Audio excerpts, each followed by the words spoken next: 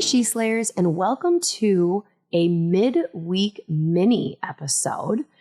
This is a live that I did on the Instagram, for those that don't know, with Molly Cahill. And she's become a friend of mine, honestly, through Instagram. Like a lot of you are. So many people that I've never actually met that I would consider my friend, and Molly is one of them. So she's a marketing and Instagram coach for health and wellness professionals. And I don't know this like firsthand from her, but I'm pretty sure chiropractic is her favorite health and wellness professional. And if I asked her, I'm sure she would say yes, because she's smart, because she knows she's talking to me, and that's what I want to hear. So we did a live, a few weeks ago on Instagram, talking about understanding your insights on Instagram. Because one of the things that I really, really believe in is, if you are a brick and mortar chiropractor, if you are a brick and mortar business, you should have a social media account. You should have Facebook and Instagram. But I think that the pressure to be on Instagram so much, to be going viral, to do all these things is like really force fed to us. And you shouldn't be. Those shouldn't be your goals. You're not trying to become an influencer. You're not trying to become worldwide famous. You want to be county-wide famous. And so I love talking to Molly. She's like right in alignment with my thinking on things that chiropractors should actually care about. So today we're talking just kind of some metrics. How do you know whether your time is being well spent on social media, and what can you do to improve it if you find that your insights are maybe not quite as good as they should be. So here is my episode with Molly. If you want more of her, go check out episode 89. She was back. My God, there's been a lot of episodes. If you scroll way on back to episode 89, she is a guest, and I'm going to have her on again soon, because social media, it is changing so often that, we need to know what's the new thing. So we'll have her on for a full episode soon. But here is a sneak peek at our live. Hope you enjoy. Hey, friend. Okay, so today we are doing a live, and I am not doing this by myself. I am having a guest on. I am having Molly Cahill on, which is an amazing, amazing person who is so knowledgeable. So we're having Molly on, who is kind of like an expert within chiropractic Instagram. Hi. Hey, how you doing? Oh, good. How are you? I'm outside. Good. We're selling our house, so there's always people in and out. So like the home inspector's here, and somebody's checking for termites. So I just came outside. That's great. A couple weeks ago, I had to record an episode with Heidi Havoc, who is like a big deal. And literally, I came home on my lunch break, 5 minutes to start this episode. And I have a lady cleaning my house, a plumber, and 2 contractors, and my brother-in-law using our internet. And I'm like, ah! So I went back to my country. I was like, oh, it's fine. I'll go outside. So so let's talk insights. Let's talk. I am really, this surprise, I had you on for you to be the expert. Cause when I go to insights, I feel like I probably do what a lot of people do, which is click on the insight button and then look at numbers. And if they're green, that means it's higher. So that's good. But ultimately, I don't there's a lot of questions I have about as far as how do we really know that we're being successful? Because I think one of the biggest things that my message when it comes to social media for chiropractors that is different than if you're following a social media influencer is don't waste time. I don't want to waste time. Transitions, cool reels, fantastic. If you're in the mood and have time to do them that week. But I just want to make sure that anything and everything I'm doing is actually working towards the bottom line, which is bringing people, real people who live in my community to give me money. That's what I love. I said that. And I laugh because that's actually the ethos of everything I do is you are not a full-time content creator. You are not an influencer. If you are, you're not tuned into the right live right now. This is for the people who run a This is full-time called business. good enough social media. Yes. Yeah, this is for people who have a life and a full-time business, and social media is just like the extra. So I see so many people I know on. So excited to talk about this. So yeah, I'll just get started. I'm so glad you came up with this idea. This was Dr. Lauryn's idea to talk about insights. So, and you look so cute, by the way. So I look at insights a little differently than other people do. A lot of the big influencers or social media marketers you talk about always say, like, go to your insights, see what's working, and do more of that. That's not bad advice. It's not inherently, always bad, but it's flawed. And here's why. If you post a really silly reel of like you having a baby having a blowout or something like that, like that gets tons of traction. I mean, that's not actually a great example because that actually is educational. No, it's a fantastic example because it gets 11 million views and my Instagram gets trashed because now I have 13,000 non-local followers. But if that's where you're going. So it's like on the surface to look at, and don't worry, we're actually going to get granular and I'll go through each type of insight, but like the sexier, like more visible metrics are great. But that's not the only thing that matters because sometimes you might have like a carousel post, that's explaining the ins and outs of the nervous system. No one's going to be like, yeah, like, share. Yeah. But it doesn't mean you shouldn't do that type of content. So you have to have a mix of what I like to call like your core evergreen. This is what makes me an authority content that might not be as sexy. Like maybe not as many people like it, comment on it. It doesn't get as much reach, whatever, but you still have to have that in conjunction with the more viral, sexier, like, one category of content I have. And, you could go listen to my episode on She Slays because this is where we talk about all the different content categories. Is like, I call it my engagement category. And yeah, those are posts I do simply for the sheer fact of I want people to comment the last 3 things you bought on Amazon. But so if I were to just look at my metrics, I'd be like, well, I'm just going to post all of stuff like that. Right. That doesn't establish you. That's your master. Right. So that's kind of thing number one is just to realize that there are a lot of broke ass popular people on Instagram. So there's that. And another thing to note, and you can speak to this because you're actually way more consistent on Instagram than I am. You're too busy running other people's Instagram. I have some clients on now. Hi, and some HMH students. We don't track our metrics for our clients for one piece of content, 1 week of content. We go on a month basis because, as you know, you could post the same exact thing Monday and then post it again 2 Thursdays from now with the same exact cover, caption, hashtag, same exact time of day, and it can get wildly different results. So I don't know if you want to speak to that, like if you've seen. I would love to know. So there's 2 things that have really been are really pushed when it comes to making sure besides making sure that your quality of your message. So assuming that you found your quality of your message is hashtags those are still out, right? What do you mean?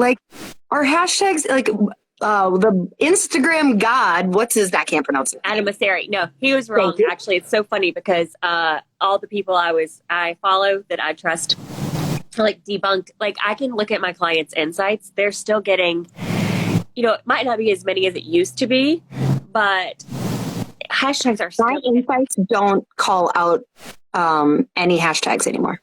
Oh, really? Really? So about 2+ months ago, when I went into my insights, no longer would I see from hashtags. They're gone. Hashtags is nowhere to be found. So I used 0 hashtags for the last 2 months. But then I started noticing that on my just feed, I would see posts and I'm like, why am I seeing this? I don't follow this person. And it would be because I follow the chiropractic lifestyle hashtag. And I'm like, for God's sake, what am I doing? Are they in? Are they out? And so I started kind of playing around with them again. I'm still not seeing them on insights at all. And I just don't know They're not out. Especially if you're a brick and mortar business, like max out the maximum amount of local hashtags you can find. Because even if, like, I think of hashtags a little differently than most people, even if they don't give you immediate reach, it's like this place that you live on Instagram. If someone, like, okay, I'm getting ready to move from Pensacola to Cincinnati. First thing I'm going to do is look up the hashtags for my town to find a hair girl, to find maybe a chiropractor, you know.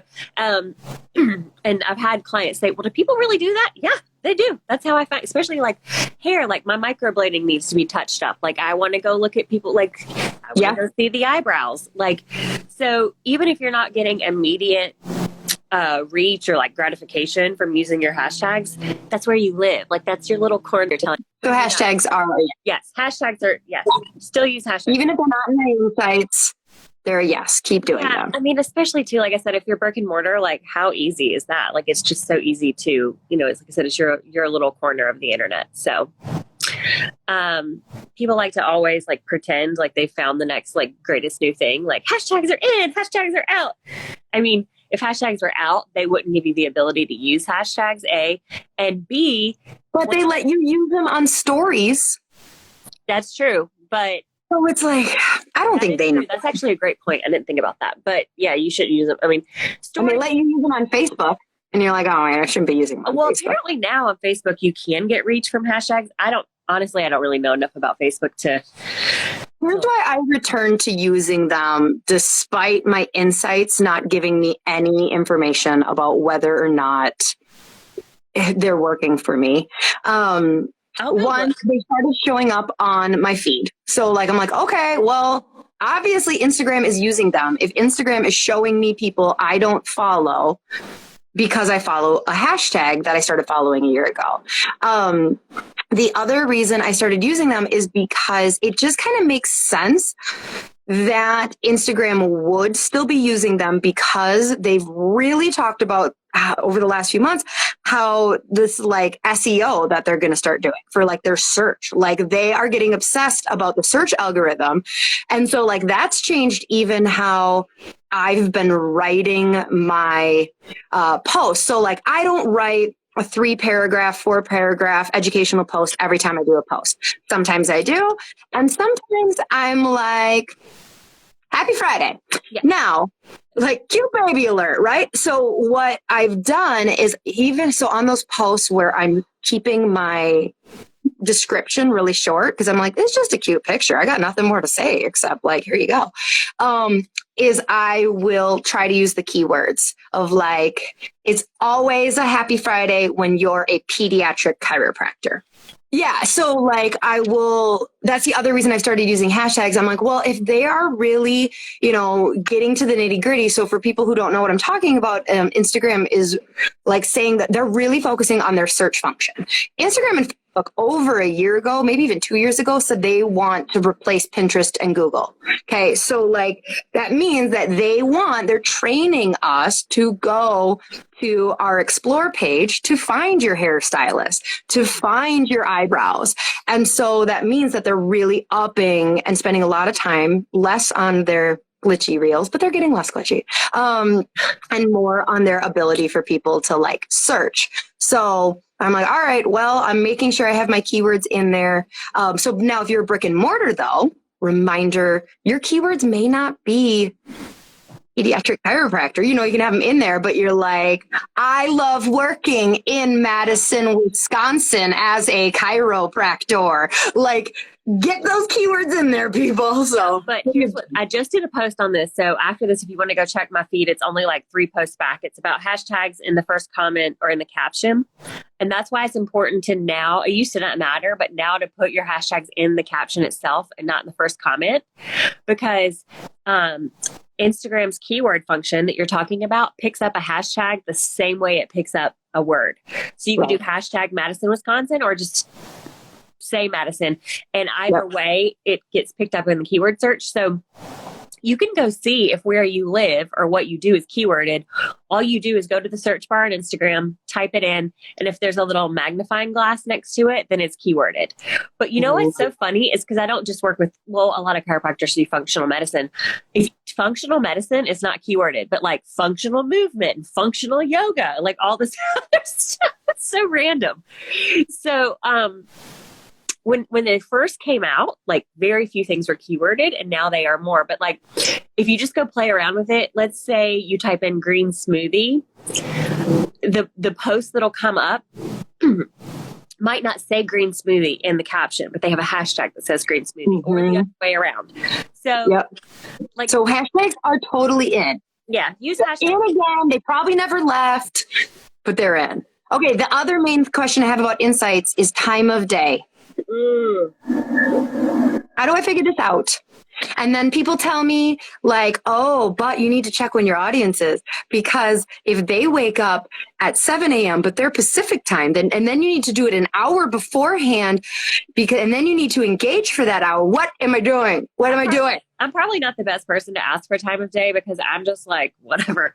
You need to post when you need to make this work for you, not for your audience. So like I found earlier in the day for me is better. I found if I post reels later in the evening, I tend to get a lot of random likes from people who aren't my ideal person. I would definitely second that. I tried like a 5 o'clock this week and I was like, that just didn't take off the way the other ones do. My main thing, and I hold true, this has been my MO from day one, and I hold true because I've seen it, so it works for me, is when I post is when I have the time to be actively online for about 15 minutes, less or more, like whatever you time to have. Before or after the post? After? Just in general, like it does. Typically what I've been doing lately is I'll get on, I'll check my DMs, like, respond to those. Then I'll post. Then after I post, this is like a fun little trick, actually. I wish I could give credit to the woman I learned it from, but I can't remember her name. But always respond to your comments, right? Like, stop it. Instagram keeps telling me, like, you've been on too long today. Always respond to your comments. But what I like to do is when I respond to the comment, I don't also like it because that gives you 2 opportunities to show up in someone's notifications. So like if you respond to their comment, it'll show in their notifications, Molly responded to your comment.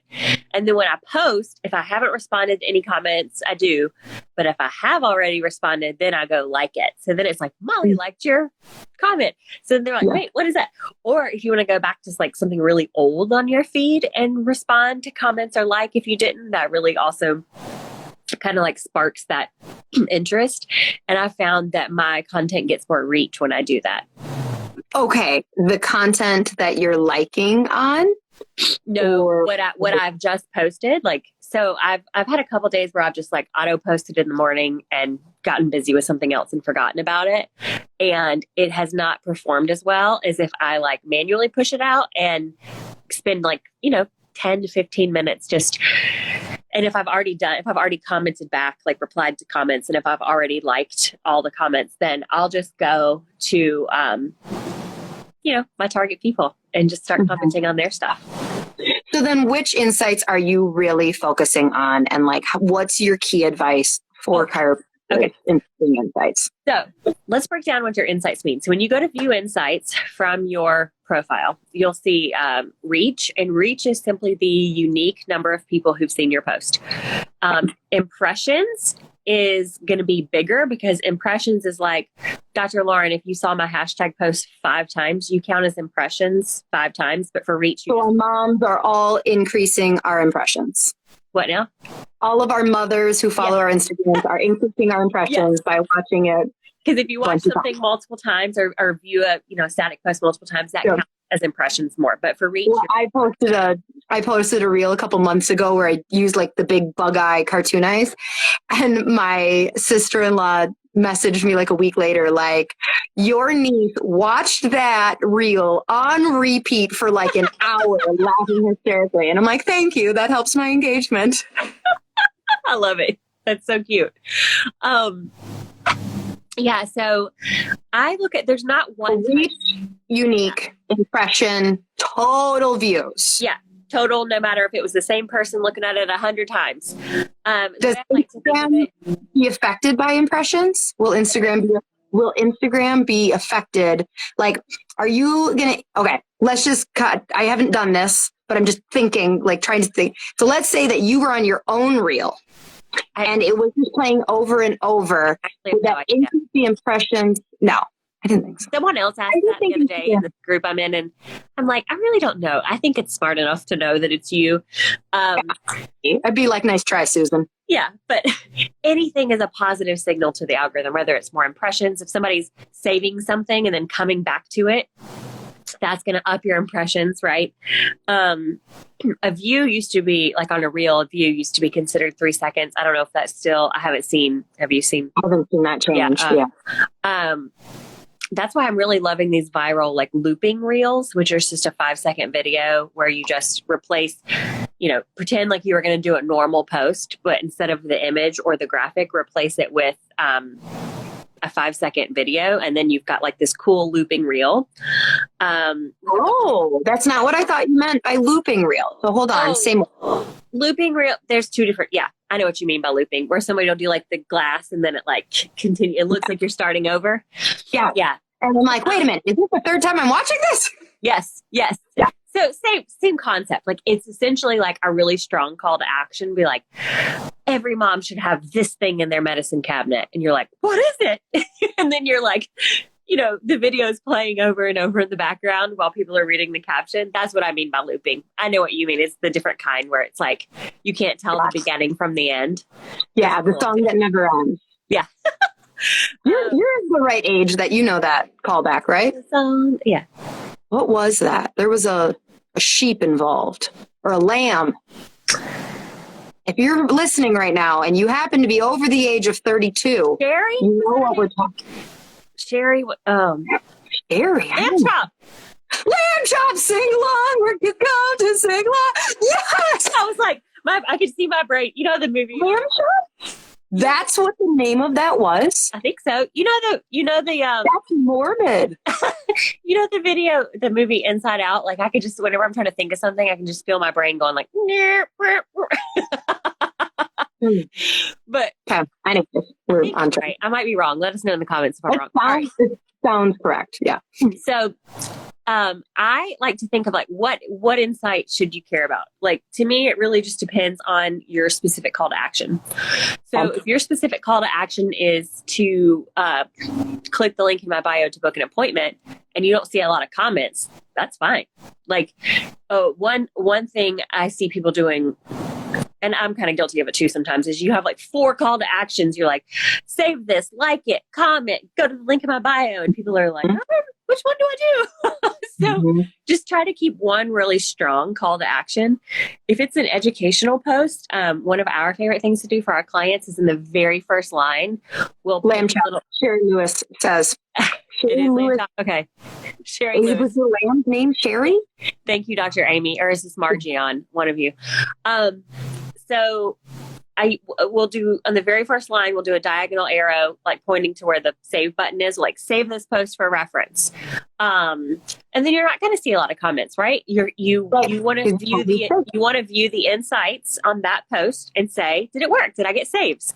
If your call to action is to book an appointment, you want to view the insights on that specific post and see if people clicked your website. And it's not going to be like, don't be expecting like hundreds of, like, if you get 3 clicks, like, it's a free app. Like, cool. It's a free fucking app, Karen. Okay. So profile visits go ahead.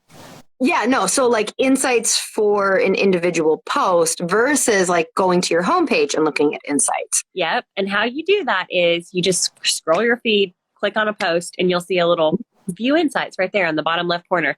Now, we should probably backtrack and say, if you're like, hey, I don't have any of these insights, it's because your account is not set up properly. You want to make sure you're a professional business account, personal account. Like, I don't know what creator accounts have. I think they have something. I have a creative account. You do? So that's why I wonder why they're not giving me hashtags. I don't know. Yeah, I have a business account for Blue Hills Chiro and then a creator account for She Slaves. Now you've got me curious. When we log off, I'll go look at all of our clients and see. But the last I just looked was a few days ago, and I was still seeing, even on my, I'm online and I'm still getting impressions from or reach from hashtags. You know what, though? When I was saying that, I was talking about checking my insights on my profile, not an individual post. Yeah. So I wonder if that's that. I'll go check. For me, I'm always like, am I ranking on the chiropractic marketing hashtag? I better be, things like that. Like, that's what I always think of. Profile visits is another really strong insight to look at, in my opinion, because that means they came across a piece of your content somewhere, who knows where, and then they decided to click on your profile and see, well, what else does she have? I really like this video or this post. Let me look what else she has. So that is another metric that's not sexy. Like, nobody can see that. Only you can see that. But it's cool because you get to see, like, oh, this post actually got them to come to my profile and look for more. So that's like website clicks, profile visits, reach, impressions. What am I missing? Likes. Everybody knows likes, comments, saves, shares, saves and shares. Those are others that you can look at that no one else can see but you. But it's cool to be like, hey, someone liked this enough to save it. Yeah. So how does a chiropractor know if their insights suck or not? Like, I know it's all dependent on like how many people follow you, but like, how do you tell someone like, hey, you're doing a great job, girl? The or like number I like to look at that's just easy is reach, because you can go to your insights from your profile, like you said, Dr. Lauryn, and see if it's green. Do not look at it every day, every week. You will drive yourself nuts. Like, pick the same day every month, like the first of the month or something, and go look at it. And it should be green. If it's not, then you can start diving in. Go ahead. Then do better. Yeah. Then you can start diving in, and maybe you need some CPR for your account. That's what I call my engagement type posts. The like, you can tell your 18-year-old self 3 words. What would they be? Comment the last age without telling me. All the little things that, that's not really going to drive traffic to your website and get people to book an appointment, but it's going to help me get a little more momentum on my account. Yeah. So reach, the reason I love the reach metric is because it's kind of like, I apologize for anybody who's heard me use this example 1,000 times, but it just makes sense. It's you see a post for a tire shop over and over and over and over and over and over. You don't like it. You don't comment. You don't save. You don't share. You don't go visit their website. And then one day you have a blowout and you're like, oh, I think I remember seeing this post for a tire shop. Like, that's reach. Like, it's still getting into my brain, even though I'm not. Like, it took me a year to get the Thrive Cosmetics eyeliner eyeshadows. I was seeing ads for them for a year and I just bought it. I was like, fine. I'll try your damn mascara. Because I was out of eyeliner and I was like, you know what? Sure. So that's why I need to know though. Hold on. Is it amazing? Yeah, I love it. It's awesome. So you're like, okay. Yeah, it blends well. It stays well. I really like it. But the thing about chiropractic that me not being a chiropractor and me being your ideal patient, a lot of vitalistic, I feel like chiropractic gets put into these 2 camps. It's like, you're either like the auto accident or you're like vitalistic. And it's like the vitalistic chiropractors are scared to ever talk about symptoms because they're like, I don't want to be lumped into the auto accident category. But the truth is, this is like two examples this week from my best friend.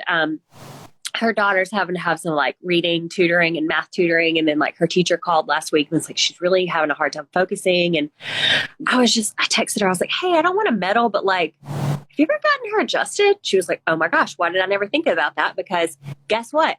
My best friend, the mom, had migraines her whole life. Like in college, I would like take care of her while she's like puking with migraines. And I'd harped on her for years to go to the chiropractor, and she's been going, and guess what? She doesn't have migraines anymore. And so when I told her about like, hey, have you considered taking your daughter? She's like, why didn't I think of that? So sometimes you have to put out those symptom carrots to get people in. And that's why I love reach as a metric, because it's like, oh, I think I remember, I didn't interact with it, but I think I remember seeing a post about migraines. Yep. That makes total sense. I like it. All right. Final thoughts on insights. Just don't obsess. I mean, like I said, just remember that you could post the exact same thing on a different day, same time of day, even same day if you wanted, and you'll probably get different. We're not obsessing over hashtags, but we are using them.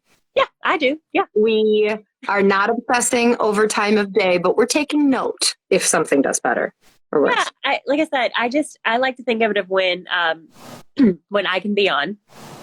And, if you're Instagram, you wouldn't want me to just like throw something on your free app and be like, hey, help me out for free. Like, you want me on the app. You want me like interacting and building that community. Oh, I have one more question before you leave. Okay. Boosting posts. I know nothing about what is your specific question? You just are fully organic. Yeah. So like, to be honest, I think boosting posts is, again, for brick and mortar, it's like great because it's so easy to set your target to be local. For me, I haven't had a lot of luck targeting, even when I've tried to target like chiropractic colleges and whatever. But I think with local people, like, if you want to put local network, I know, and I shouldn't talk, I haven't boosted a post in over maybe even a year and a half now, because I set the parameters for females and like yada, yada, yada, chiropractic. And my analytics were 98% men. And it was like, Instagram, this is not okay. This is not we messed up okay. the disconnection. Like, it wasn't even like a sexy picture. I'm just like, not cool. So yeah, I was like, well, fine. If you're going to do that and take my money, then I'm not boosting. So yeah, I just, like I said, for brick and mortar people, like I do have some people I can refer you to if you want to learn more about ads. It's not my wheelhouse because I go into Instagram Ads Manager and I just start to like hyperventilate. I'm like, there's too many options. But if you're just going to boost it, I mean, I say, why not? Awesome. All right. Well, thank you so much. I hope you sell your house. What now? I hope you sell your house. We did. We're under contract. Well, yeah. We're under contract. And do you have a home you're moving into? Not yet, because in this market, you're not competitive enough with your offer until you're closed on your previous house. So we'll probably be living in my mother-in-law's basement for a little while. I lived in my mother-in-law's basement when we first started, but no kids. So have fun. Yeah. Thank you so much, Dr. Lauryn. Thank you so much, Molly. Bye.